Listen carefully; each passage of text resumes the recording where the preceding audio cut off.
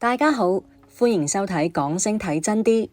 講到許氏兄弟，如今嘅後生仔熟悉嘅人肯定唔多啦。但係講到佢哋曾經嘅輝煌，咁真係冠絕一時，無可匹敵啊！老大係喜劇之王許冠文，老二係著名攝影師許冠武，老三係一代少將許冠英，老四係粵語歌神許冠傑。許氏四傑嘅故事遠比你想象嘅更精彩、更傳奇。廣東番禺化龍嘅許世昌夫婦，兩公婆一生最引以為傲嘅，莫過於佢哋嘅5個子女啦。得閒嗰陣，許世昌鍾意拉下二胡，妻子李善雲喺粵劇圈中都小有名氣，或者係遺傳咗父母強大嘅文藝細胞之故，許氏四傑日後先成為咗叱咤演藝圈嘅一方霸主。1942年9月3號，李善雲為丈夫許世昌誕下一名男嬰，因為許家下一輩排名為冠，故取名許冠文，寓意為文人之冠。2年之後，妻子又為佢生咗第2個仔，兩公婆一合計，長子名為冠文，次子就叫冠武，正好文武雙全。1946年，老許家再次起添丁，隨住第3個仔降生，文武都有啦，就取名冠英。又過咗2年，第4個仔許冠傑降臨，啱好集齊咗文武英傑。誠然，熟悉許氏兄弟嘅應該都知道，佢哋仲有一個名為許朱迪嘅妹妹，但佢並非圈中人士，姑且不表啦。1950年，許世昌夫婦為咗謀求更好嘅發展，攜全家偷渡到東方之珠香港，定居喺九龍鑽石山嘅木屋區。眾所周知，昔日嘅鑽石山係出咗名窮噶啦，居住喺呢度嘅一係就當地嘅貧苦戶，一係就外地遷居過嚟嘅謀生者。喺呢個名為鑽石而冇鑽石嘅窮地方，卻出咗好多明星大腕，其中就有劉德華、張家輝等。許氏兄弟嘅童年時期，由於父母啱到香港未站穩腳跟，工作都極唔穩定，一家人都過得掹掹緊。喺許世昌夫婦睇嚟，生活再苦都唔可以苦咗啲細路，就算紮緊個褲頭帶，都要俾佢哋讀最好嘅學校，先可以喺競爭激烈嘅社會中立足，成為人生贏家。作為長子，因為父母經常外出工作唔可以返屋企，10零歲嘅許冠文就擔負起輕負嘅責任。小學時期，無論學業再忙，佢都會幫手照顧家中嘅年幼嘅細佬妹。彼時，佢經常借住寒暑假之機打零工，從派發傳單到餐廳服務員，乜嘢辛苦工都做過。喺如此艱苦嘅環境中，許冠文從來唔會丟低學業，各科成績出類拔萃，係啲同學眼中嘅小學霸。據悉，由於父母常年在外，許冠文為咗唔俾啲細佬妹捱肚餓，就帶住細佬冒險跑到火車站順米。睇準運送大米嘅火車放慢速度嘅短暫時刻，許冠文用刀仔快速咁拮穿個米袋，細佬馬上用個盤接住漏出嚟嘅米，然後兄弟幾人高高興興咁返屋企，又可以捱過一段時間嘅忍飢捱餓啦。喺艱難嘅時光中，許冠文好不容易上咗初2。嗰段時間，佢日頭讀書，夜晚仲要去夜校教書，就係為咗幫父母減輕家庭負擔，演完一個小大人咁。喺夜校，許冠文係成年人嘅老師，返到屋企同樣扮演老師嘅角色。佢經常告誡啲細佬妹，自己唔努力，冇人可以幫到你。大學畢業之後，許冠文成為咗一名真正嘅教師，但佢就發現工資只有少得可憐嘅幾嚿水。此間為咗可以揾多啲錢，佢仲喺廣告公司做兼職經理。雖然攰，佢都學到唔少嘢㗎。相比大哥許冠文，許冠武同許冠英就相對中規中矩一啲啦。兩人嘅學習成績都唔錯，只係缺少咗嗰啲拼勁。而許冠傑作為最細嘅細佬，佢恃寵而驕，唔單止唔將學業當回事，仲留起咗長頭髮，對勁歌熱舞更係迷戀到不得了，尤其崇拜貓王。初中時期，許冠傑好調皮，成日都着住奇裝異服咁跳跳紮，喺學校裏面係出咗名嘅學渣同埋異類，被老師多次勸退。睇住細佬咁唔爭氣，許冠文都對佢唔客氣，誓要佢扭返正軌。某日夜晚，趁住許冠傑熟睡之機，許冠文攞起剃刀，將細佬嗰頭長頭髮全部剃晒，剃成一個立立令嘅光頭。喺大哥嘅悉心教育下，許冠傑從此發奮圖強，成為咗聖方濟書院嘅優等生，令所有人都刮目相看。1964年，16歲嘅許冠傑聯合幾個志同道合嘅小朋友一齊組建咗 Harmonic 樂隊，此後又加入咗 Bar6 樂隊，將音樂玩得風生水起。而此時許冠文睇住細佬逐漸成熟，都唔再反對佢追求音樂夢想。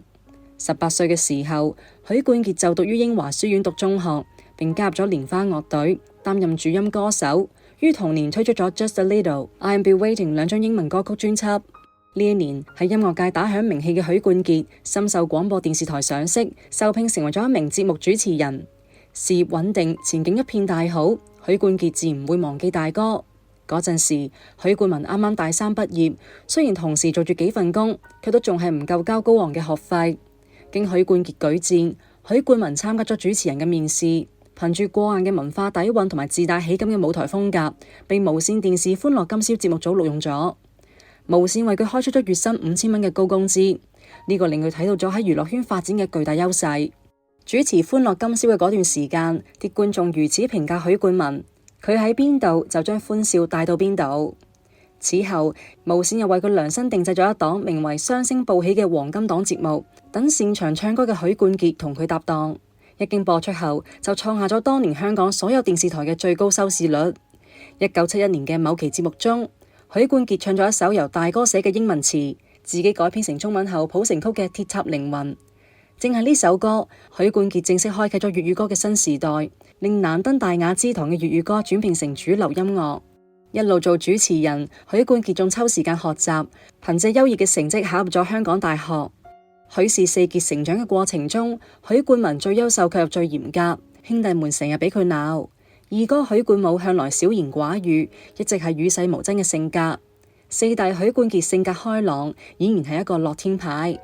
而許冠英由於個頭矮小，長相都比其他幾位兄弟略差，因此比較自卑。正當許冠文帶住四弟馳騁娛樂圈，二哥許冠武都做上咗攝影師嘅時候，老三許冠英高中畢業之後進入咗一間法國新聞報社，成為咗一名朝九晚五嘅上班族。一奶同胞嘅兄弟境遇佢截然不同。當許冠英睇到大家都飛黃騰達，自己卻默默無聞嘅時候，心裏面更加係揦住。呢一年，許冠傑接到咗嘉禾影業投來嘅橄欖枝，於是佢從無線跳槽，自此步入咗演藝圈。雙星報喜少咗一星，收視率直線下滑。許冠文好難過，卻都無可奈何，因為佢更希望細佬能夠獲得更好嘅發展。所幸嘅係細佬簽約冇耐，許冠文都接到咗大導演李翰祥嘅邀約，叫佢喺邵氏電影《大軍閥》中出演角色。為咗實現自我突破，29歲嘅許冠文不惜自毀形象，唔單止剃咗光頭，仲黐咗假鬚，喺《大軍閥》中扮演50幾歲嘅大軍閥龐大虎一角。面對呢次千載難逢嘅機會，許冠文傾盡全力表演，將角色嘅殘暴粗魯展現得淋漓盡致。該片上映之後，成為當年嘅3大賣座華語電影之一，仲獲得咗第19屆亞洲影展中描寫人物最成功嘅喜劇片獎。此後嘅2年時間裏面，許冠文嘅天賦被大家所熟知，同李翰祥多番合作，出現咗多部邵氏電影。跟住李翰祥期間，許冠文唔單止學到咗有關電影嘅好多知識，仲自己開始學習寫劇本，為今後創立影視公司奠定咗基礎。1973年，許冠文信心滿滿咁將辛苦創作嘅《鬼馬雙星》劇本交到老闆邵逸夫手上，希望能夠同佢合作。睇咗許冠文嘅劇本，邵逸夫擰咗頭拒絕咗佢，理由係劇本太過天馬行空，拍咗肯定會蝕錢。情急之下，許冠文諗到咗正在嘉禾效力嘅四弟，於是佢抱住試下嘅心態揾到咗嘉禾老闆周文懷。同邵逸夫嘅睇法截然不同，周文懷覺得許冠文嘅劇本十分有新意，唔單止應承合作，仲非常睇好佢，決意出資幫助佢成立公司。而此時，許冠英喺2位兄弟嘅建議下，已經從邵氏藝人培訓班學成畢業，具備咗做演員嘅條件。天時地利人和皆佔嘅情況下，兄弟3人成立咗許氏兄弟電影公司，從此開啟咗屬於佢哋嘅傳奇時代。1974年，由許冠文執導，兄弟3人齊上陣嘅諷刺喜劇片《鬼馬雙星》上映，票房成績竟然高達625萬港元，遠遠超過邵氏推出嘅72家房客，成為當年嘅票房黑馬。該片許冠文以揭露現實同故事喜劇化相結合，完美呈現咗當時香港經濟飛速發展嘅現狀。唔知道錯過許冠文之後，邵逸夫有冇後悔到牙關緊咬，喊暈喺廁所呢？電影取得成功嘅同時，許冠傑演唱嘅電影同名主打歌《鬼馬雙星》都紅出咗天際，成為第一首喺英國 BBC 電台以及香港電台英文台播放嘅中文歌曲。此後嘅7年時間裏面，許氏兄弟聯合奉獻咗多部獨具一格嘅鬼馬喜劇，例如《半斤八兩》、《天才與白痴》、《賣身契》、《摩登保鏢》等，無一唔係高票房。鍾意許冠文嘅朋友想必都有所了解，佢之所以取得成功，主要係作品貼近民生，關注勞苦大眾嘅生活，而電影中嘅笑料俚語都係從一線獲取，令觀者感同身受。喺許冠文嘅諸多作品中，佢嘅表演向來不動聲色，佢又能夠令觀眾忍唔住開懷大笑，因此佢又被稱之為冷面笑匠。除此之外，佢仲被譽為第一代喜劇之王，係周星馳嘅前輩。自1974年開始，截止到1984年，10年嘅時間裏面，許氏兄弟包攬咗9次票房冠軍，呢種成績可謂前無古人後無來者㗎。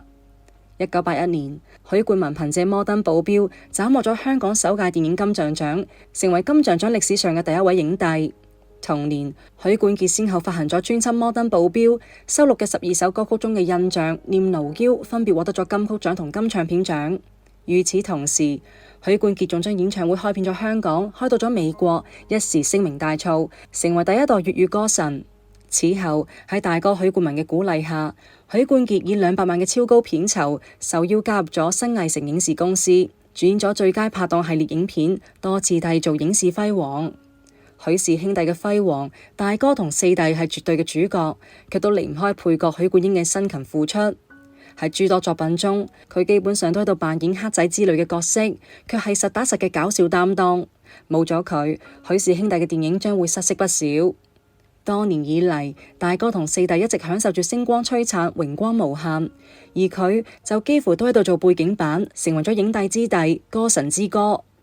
直到1985年，隨住《僵屍先生》上映，許冠英迎嚟咗屬於自己嘅演藝事業春天。該片中，佢搭檔林正英、錢小豪組合成捉鬼三人組，開闢咗喜劇恐怖片嘅新時代。憑借該片中扮演嘅文才一角，許冠英獲得咗金像獎最佳男配角提名，從此聲名遠播。令人感到意外嘅係，佢果斷拒絕咗呢個獎項嘅提名，理由係自己本來就係主角，卻點解只係獲得配角提名？因為此事，許冠英成為咗香港影壇拒絕金像獎嘅第一人。睇過該片嘅朋友相信都知道，許冠英嘅戲份確實唔少，演技更係毋庸置疑。但由於角色設定，林正英同錢小豪嘅光芒已經好大程度上蓋過咗佢。企喺許冠英嘅立場，多年嚟一直扮演配角，生活中都成為咗配角，好不容易做咗一次主演，卻仲係獲得配角提名，拒絕其實係一種對命運嘅抗爭。除咗演戲之外，許冠英嘅音樂水平都係有目共睹㗎。聽過《無情夜冷風》、《夜雨聲》嘅朋友，想必都唔會陌生。呢啲歌都係佢親自填詞並演唱㗎。除此之外，許冠英發行嘅個人專輯《錢作怪》中，你、我阿英個老婆、波士、我的家等歌曲都十分好聽。上世紀90年代初開始，電影方面有雙周一成，音樂方面有譚張爭霸同埋四大天王。許氏兄弟漸漸退出神壇，為年輕一代騰出江湖地位。對於第一代喜劇之王嘅許冠文嚟講，佢嘅退位揚言從1991年上映嘅《豪門夜宴》中就可窺一二。某個橋段，許冠文同周星馳同時出鏡，許冠文將一塊雞頭肉讓俾周星馳，周星馳欣然接受，無厘頭喜劇王自此誕生。1992年，許冠傑宣布退出歌壇，TVB 專門為佢做咗一期名為《許冠傑光榮引退會群星》嘅節目。舞台上，許冠傑同張國榮合唱咗歌曲《沉默是金》，嗰句笑罵由人，沉默是金嘅人生真諦，只可惜哥哥最終冇真正領悟到。千禧年之後，隨住內地影視嘅漸漸崛起，東方好萊塢亦隨之黯然落幕。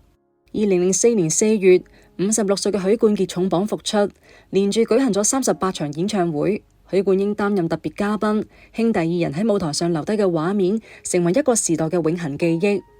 都係喺呢一年，因為自卑一直單身嘅許冠英，58歲嘅佢終於揾到咗真愛，交往對象係一個名為 Kiori 嘅女粉絲。喺某次演唱會中，許冠英專門為女友演唱咗情歌，台上嘅佢心情款款，面上寫滿咗幸福。正當大家都以為許冠英將會收穫幸福嘅時候，佢卻喺一次採訪中話俾記者聽：我又老又醜，俾唔到人哋未來。2011年11月8號，許冠英喺香港九龍塘馬可尼道嘅家中因病去世，享年65歲。如今老三許冠英已經離世10年，許氏4傑只係剩返3傑，而且佢哋都老啦，只留得一抹傳說供後人品鑑。回顧佢哋艱苦奮鬥嘅一生，除咗老二許冠武主要從事幕後工作寂寂無聞之外，其餘3位都為香港影壇同樂壇留低咗太多經典，功不可沒。前後30幾年嘅演藝生涯中，佢哋經歷咗分分合合、生離死別。無論攝影之初，抑或各自發展，都演繹住殊途同歸嘅人生軌跡。今日嘅影片就到呢度，歡迎訂閱、讚好、轉發，我哋下期見啦！